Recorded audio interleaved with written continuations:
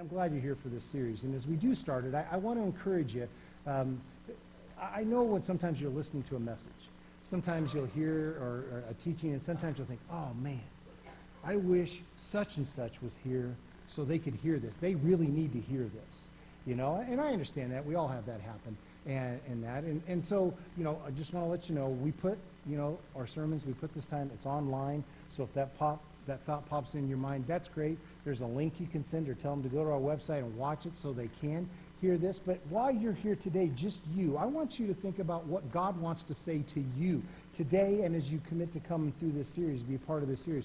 What does he have to say to you as we look at this question? And it's a question that I've been hoping, well, not hope, but I hope and I've been praying, you know, that this question will become the centerpiece of all the decisions you make in the future, because I believe that it's a question that can bring clarity to some of life's most complex situations that we have. It's a question that I believe if we would have asked and we would have taken some time and listened and asked this question and listened to the answers that's there, we wouldn't have some of the pain. We wouldn't have, some of the regrets. How many of you have regrets? Put your hands up, okay? Now, keep your hands up and look around. See how many are in the same boat? Those that don't have your hands up are the ones I want you to go to after church and see how in the world they've got this far in life without any regrets, okay? I'm going to pick on you one way or the other, okay? Because we all have regrets. Some of us just don't like to publicly confess it when it comes to it, but we all have regrets. And if there's somehow we could go back to maybe that greatest regret that you could think of, and we could somehow superimpose this question on that, I believe that wouldn't be regret that you have in your life today, okay? That's how beautiful, how powerful, how wonderful I believe this question is. And before I get to this question, I want to talk a little bit about it and kind of set it up. We're going to be in Ephesians chapter 5. And Ephesians was written to a church in Ephesus, but actually it was written to a bunch of churches around the Mediterranean where Paul had planted churches. And it's written by a guy named Paul, Apostle Paul. And the reason I want to make sure, you know, when I talk about this and we come into the series, because I understand that people are at different places in their journey in their life and their walk with God. There are people that have no doubt that believe that, yes, God is real, his son is real, his son lived here, his son went to the cross, took my sins, died, and on the third day rose, and is, you know, the way, the truth, the life, no one else comes to him. There are people that believe that hands down. There's others that are like, I know there's something spiritual happening in this world, I just don't know what it is, but I'm willing to check it out. And if that's where you are, that's great, and there's everything in between. I know there are those that, you know, when they look at the Bible, they're like 100%. The second those words got written down, they are just as true today as they were when the Holy Spirit had them be penned down to me today. 100% accurate, and it all applies to me. And the others are like, it's a good book full of good teachings and good wisdom. I'm just not sure. And so we're all at different places, you know, when it comes to that aspect. And even this guy that wrote what we're going to be reading about, that gave us, that God spoke to give us this question today, he was at a different place. You know, this is the apostle, we know him as the Apostle Paul, but he didn't start off as the Apostle Paul. He started off, you know, as a guy named Saul, wanting to eradicate Christianity. He hated the movement, wanted nothing to do with it, wanted to get rid of it, so he got permission from the Pharisees and Sadducees, the Jewish leaders of the time, to go out and go town to town, drag out the Christians, and make them deny Christ and everything. You know, he's the guy that was holding coats at the stoning of Stephen, they say, you know, and so whatever it took to eradicate it, he was willing to do that, okay? And in one day, this guy, not over a long period of time or whatever, but in one day, he went from killing Christians to converting them to converting people to Christianity. And that he had this one major event. He encountered Christ, and it changed his whole life. This is a dramatic thing that helped him understand God and who he is and what he's done, and allowed him to teach what we're going to be teaching here today. And it's a pretty dramatic thing. And I was trying to think, how can I illustrate that so we can understand? So I decided to take a topic that's not very hot, a topic that most people don't get upset about, and talk about politics. For just real quick second to illustrate this, okay? So this is what I want to do. I want you all to pretend, whether you are or not, don't moan, don't groan, don't say anything. I want you all to pretend in here that you're Republicans. If it'd make you feel better, pretend you're a Democrat. Just switch it around, okay? But just listen. We're all Republicans. But something happens today on a journey, and you hear something. And by the end of the day, you get converted to be a Democrat. And you're just changed like that. And you know that that's the right way you have to vote. And you are going to live, you are going to spend the rest of your life converting. You're going to go out there, whatever it takes, even if it means your death, to get people to become Democrats in your life. Now, I know when you hear that, I know when you think that, some of you might be thinking, well, that's just stupidly impossible. And that would require an act of God. And Paul would say, Exactly. That's what happened to me on my day that changed me from killing to converting when it came to that. And so it allowed him to write these letters of love, these letters of encouragement, these challenging letters, and especially this one that he wrote, like I said, to the Ephesians. It's going around to a whole bunch of churches. And in this letter, he's telling Christians, look, this is how we're called. This is how we're supposed to live our lives. He says, look, you used to be in darkness, but now, because of what God has done through his son Christ, you're in light. You used to go along just deceiving each other and mistreating people, but you know what? You're a Jesus follower now, so you can't. You got to stop the deceiving. You got to stop the mistreating. You can't treat people the way they treat you. You're supposed to treat people the way that God treated you through his son, Jesus Christ. So he says, look, you have got to learn to live a different kind of life. So he talks about deceit. He talks about immorality. And the way he talks about the way that we talk about each other. You know, and he gets extremely practical with them. But he also realizes he's not going to be face-to-face with them. He's writing this in a letter that they have to read. And he also realizes that they live in a culture that's not conducive to this kind of living, that doesn't believe in this kind of living, that thinks this kind of living is pretty stupid. They live in a culture that's not conducive to this kind of transparency with each other. You know, this kind of honesty with each other, this kind of forgiveness towards each other, this kind of morality. And so he says, I want to give you this tool. I realize I've told you something that's very difficult about your life and the changes you need to make in your life if you really want to call yourself a Christian. So I want to give you a tool, a question that you can ask yourself. And if you answer it, you know, and listen to the answer, which we will know the answers to it easily, if you'll hear those answers and do that, then you'll understand how you do what I just taught you to do in the book of Ephesians. And so we're going to look at these verses here, and we're going to talk about that and then go to the question. But here's what he said in Ephesians 5:15. Be very careful then how you live. Be very careful. The word live is actually a word that has to deal with walk. It means walk. And some translations actually say, be very careful then how you walk. And the word careful there is actually a visual term, looking around. And so basically what he's saying, as you go out and as you're walking, as you're going through life, look around, pay attention. I mean, think about this. If you walk through life, if you decided right now that this is how you were going to walk through life all the time, you're just going to look up. What's going to happen?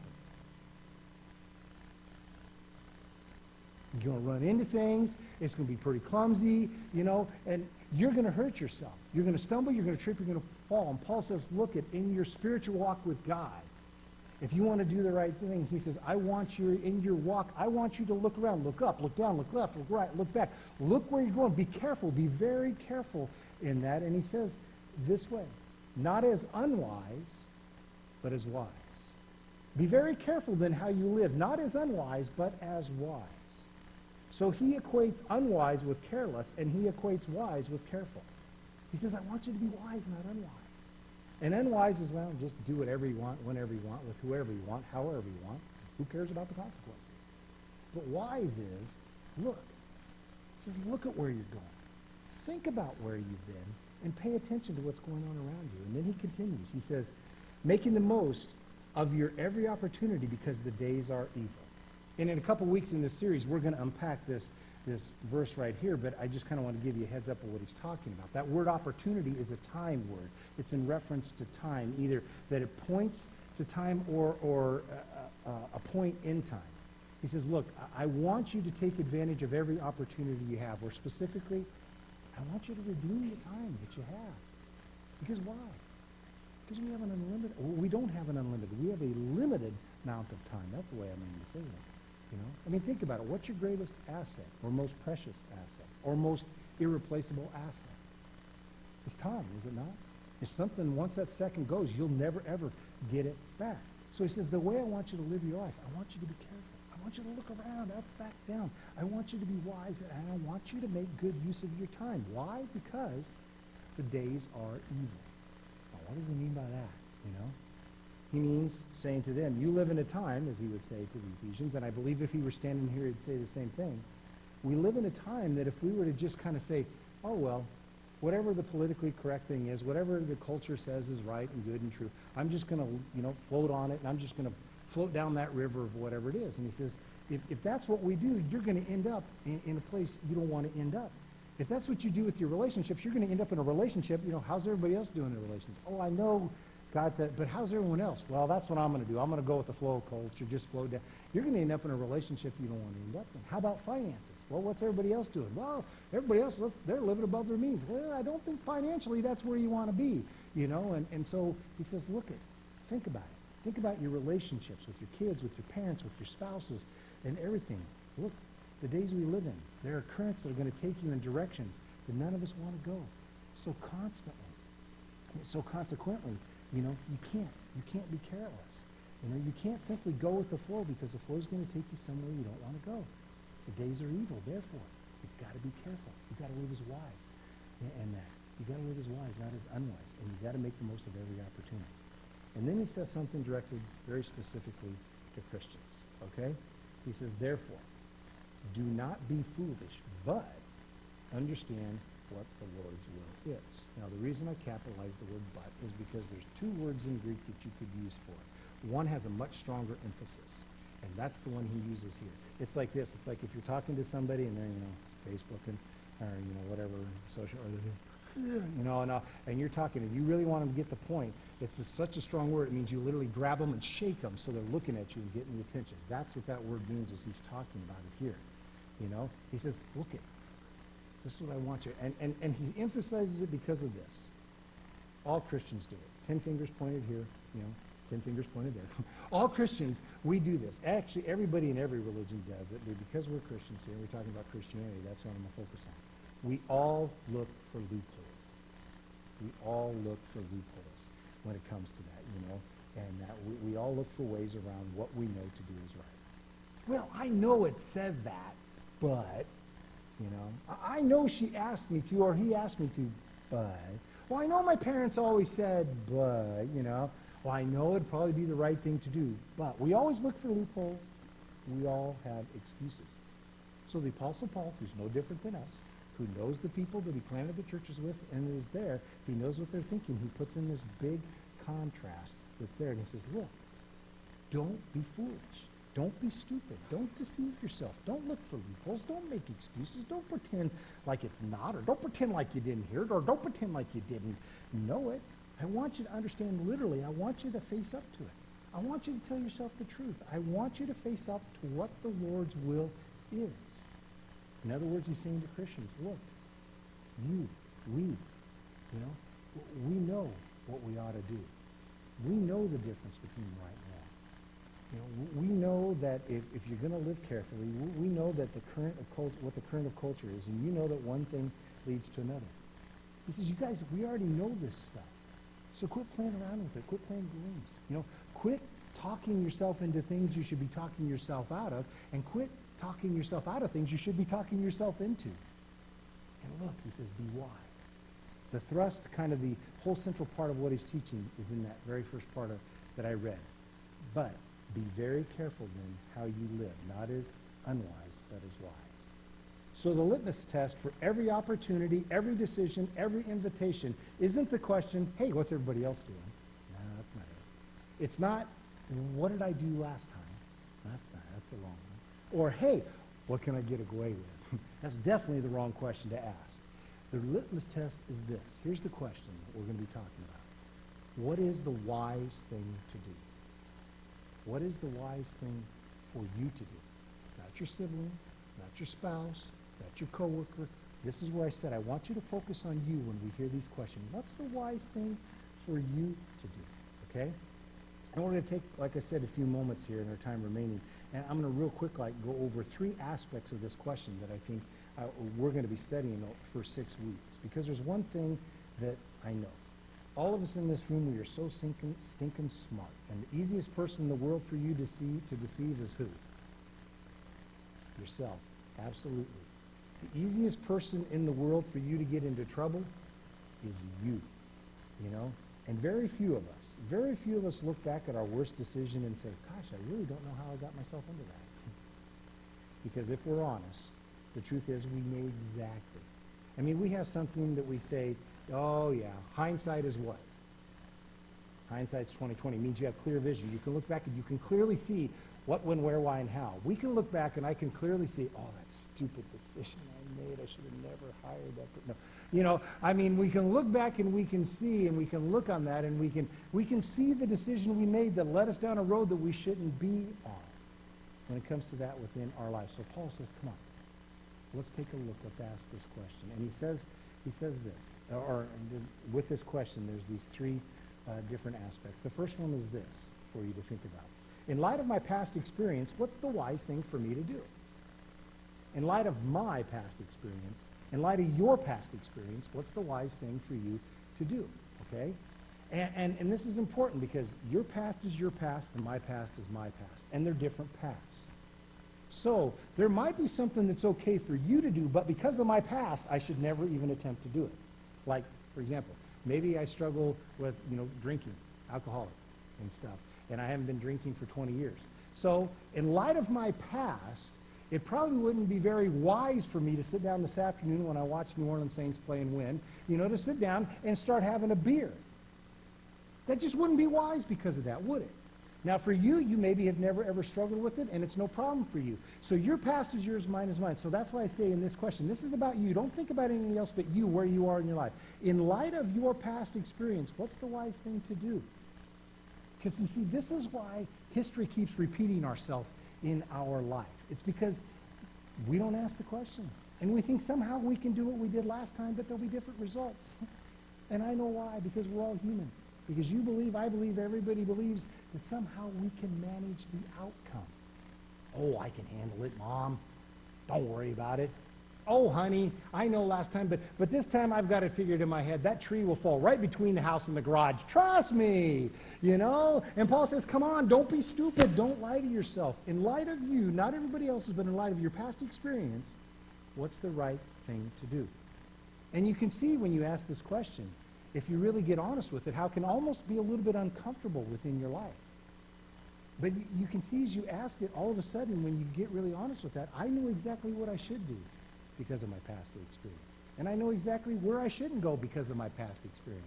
And I know exactly who I shouldn't invite because of our past experience. And I know exactly what is bad for me when it comes to that. So if you want history to stop repeating itself in whatever area of your life, ask the question. And the second aspect is this. In light of my current circumstances, what's the wise thing to do? In light of what's going on right now in my life, what's the wise thing to do? There's several examples. Think back to when you were married. We have a couple in here that just got married not too long ago. All right? So think about that. Before you were married, okay, you're 25, 26 years old, let's say. Some of you might got married younger, but I'm just throwing that out there. Say you're 25 and stuff. You've been living on your own since you were 16, 17, 18, and you decide you want to go buy a new car. Who do you go ask permission for? Besides the bank. Besides the lender. Really nobody. When I was 25 and I wanted to buy my Jeep, I didn't call up my dad and say, Dad, can I have your permission? Mom, can I have your permission? I went to the bank, said, hey, can I afford it? Can I do this? And I bid it. I didn't have to. Now, say come this Friday, those of you that are married, after work, your spouse goes to the car dealership. You have no idea. Your spouse buys a $45,000, $50,000 car, comes pulling up in the parking lot, or comes pulling in your driveway. In light of where you are, your current circumstances, well, that's the best, the wisest thing for you to do in your marriage right now at that particular point. The guys usually call you on Friday and say, hey, let's go out tonight. Okay, cool. So they call you, and, you're married now. Been married a couple months, been married, I don't know, whatever, and 6 months, and the guys call you. Your girlfriends call you. Hey, let's go out tonight. Hey, let's go out tonight. I had to change that a little bit there, And so, let's go out, let's do this. And you're like, cool, and you don't call your spouse, and you just go out. In light of your current circumstances, is that the wisest thing to do? Maybe you're starting a new semester at school. Didn't go so well last semester. You really need to knock it out of the park here. You really need to start off strong. Coming up on a 3-day weekend, but Monday's a massive test. All right? Everybody's going away for the 3-day weekend. Is it wrong taking a couple days off? No. Done in the past, you probably do it in the future. But in light of your current circumstances and what you're trying to do, is it the wisest thing to do? You start a new job, You have your first baby, second baby, third baby, 12th baby. I don't know. But in light of your current circumstances, you understand what I'm saying? And what I want you to understand, okay, please hear me on this. This is not a matter of right and wrong. This is not a matter of legal or illegal, okay? Because technically, I should know what's right and what's wrong, all right? If I know the speed limit out there is 70 miles an hour, and I go flying down 95 mile an hour, and the police officer pulls me over, I should have known better. I should have been wise enough to know, okay, that, hey, the speed limit's 70, yeah, it's 25 miles and over. That's not the issue. I'm not even talking about is it biblically correct or wrong. I'm not even talking about that when it comes to this aspect, all right? When we're doing here, when you look at where you are, when you look at what you're trying to do financially, when you look at where you are in your life, trying to get out of debt, what's the wise thing for you to do? And when you do that, it can bring an extraordinary, maybe even a little bit of uncomfortable clarity. And that's why sometimes it can be so easy for us to justify and say, I think, but nah, I'm gonna. I know I should, but nah. Now, on a side note, that's why I always say you hear me talk about accountability partners? That's why it's so good to have accountability partners. You sit down with that accountability partner and say, you know what? This is where I want to be, where I want to go, what I want to do. And then that accountability partner says, hey, why are you doing that? Didn't you say you wanted to be? Yeah, but no, that's not the wise thing to do. It's not the wise thing to do. So in light of not everybody, your current circumstances, what is not right, not legal, what is the wise thing for you to do? And then I think this is one of the most powerful and dramatic aspects of this question. In light of my future hopes and dreams, what's the wise thing to do? In light of your future hopes and dreams, what is the wise thing for you to do? Maybe you know someone, or maybe you yourself had this dream that you wanted to do. You had this hope of one day being here, and because of a stupid decision, because you made an unwise choice, you find yourself with that hope or that dream being crushed, or a lot further away than what you wanted it to be within your life and stuff. So we can all understand that. But this component alone has the power to change, I believe, the trajectory of your entire life. In light of my future hopes and dreams, what is the wise thing for me to do? Because you see, we all know people who really don't think that far ahead in the future. It's not necessarily bad at the particular point of life, but people that it's like, well, I look forward to Friday. It's payday, and it's okay to look forward to payday, but that's all they look forward to, payday, because I get to be with the guys or I get to be with the gals through the weekend, and that's it, or the next holiday or the next vacation. And there's nothing wrong with planning your vacation or where you want to be in a holiday, but that's not what you live for. Maybe you're at a place where 5 years down the road you want to buy that new car. 5 years down the road you want to buy that new house. You want to start having children. You have a child, and you want to help plan for their future, so when they go to school, there's something there financially to help them, continue their. So what's the wise thing for you to do as you take a look at that with your hopes and your dreams that are out there? And why in the world would you trade your future for something or someone that's not going to be with you in the future? So see, this is a better question than what's right. It's a better question than what's legal.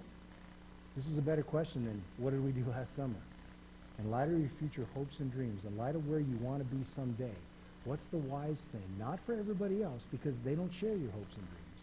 What's the wise thing for you to do? You want to finish your life with her? You want to finish your life with him in the future? Then that determines, and it should determine, the decisions you make today. Where do you want to be 5 years financially? Where do you want to be with your career? Then that should determine the decisions that you make today when it comes to that aspect. So I want to put all this together. Here's the question. Here's what we're going to be talking about for the next 6 weeks. In light of my past experience, current circumstances, future hopes and dreams, what's the wise thing for me to do? I believe that's a game-changer question for all of our lives, no matter where we are, no matter how old we are in that. And here's another thing I want to let you know. Nobody plans to screw up their lives. I really believe nobody sets out to do that. People just plan not to, okay? I'm absolutely convinced of that. And the question is how to plan not to. I really don't believe people get married, the first time looking for that second, third, fourth, fifth, spouse. I really don't, unless you're Liz Taylor. And that when it comes, how many of you know who Liz Taylor is? You just thought about that? Gosh, under 50%, that's bad. So I got to sit down. Can I have a chair? I'm getting old. But I believe nobody goes into their financial and professional life looking forward to bankruptcy, do you? Nobody gets into a healthy relationship looking, hey, how can I make it unhealthy? You know, nobody plans to wreck and ruin and screw up their lives. People just don't plan not to. And this is how you plan not to. Every invitation, opportunity, every decision, in light of your past experience, in light of my current circumstances, in light of my future hopes and dreams, what's the right thing to do? And it brings a painful clarity. You know, you ask the question over and over again. There's a painful clarity with it because then you know. Then you can look at it, like I said, and you know what you should do when it comes to that. Because it's a better question. So, you know, I think about this, and when I look at this question, I see what Paul wrote, and I think it's there, and sometimes I wonder, how can people be so frustrated with a God that cares so much for you? How clearly, you know? I mean, God doesn't have to give us this information. He could just set it on this planet, put the ball spin, and said, good luck, suckers, and walked away. I'll see you when you die, whenever that may be, and hopefully you make it up here, and done nothing with it. But he cares so much that he was able to give us this wonderful tool because he knows what's best for you. He knows what's best for me. He knows what's best for us and what we should be doing. And he gives us a way to find out what that is. To actually, people say, oh, I just wish I had wisdom. Man, here's a powerful question. Right here, given to you by God. You want wisdom? In light of my past experience, when I punch that guy straight in the face that's 6'7" by 6'10", you know, and I end up in the hospital for 6 months, what should I do with this guy that's 6'10", by, you know, whatever? Should I punch? No, in light of my past experience, it'd be pretty dumb, you know, for me to do that. And you see what I'm saying? This question right here is so packed with answers of wisdom upon wisdom upon wisdom given to you by a God that loves you, that wants the best of the best for you in our life and in your life. So I want to give you a homework assignment. I haven't given homework in this church in a long time. If you're visiting with us, you picked a great day, you know, to come with us. But it's a real simple homework assignment. I just want you to ask. Take that question. In light of my past experience, current circumstances, future hopes and dreams, what's the wise? Just look at your life. Maybe have a little notepad and start writing down. You know where you want to go in the future. You know so just kind of answer that. Now, don't do anything with it. I'm not asking you to make a commitment. I'm not asking you to change your life. All I'm asking you to do in this homework assignment is just ask the question and take notes. And again, I know as you do this, youth, you might get there and say, crud, my parents were right. I look at, oh my gosh, they were right. Parents, you might sit there and go, uh-oh. My kids actually knew what they were talking about on that particular argument that we got into. You know, I should have listened to them. You know, wives, you may think because you might realize your husbands are correct more often than you thought.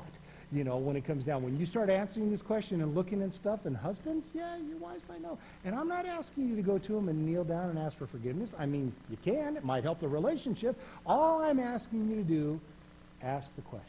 That's your homework. Ask the question and take a look. And I think as you ask the question, you get honest and take a look. One of the things you're going to realize when those times of regret have come, they came because you didn't have your best interest in mind. You really didn't have the best interest in mind. You know? So if you're not, who's going to have your best interest in mind? You know? It's God.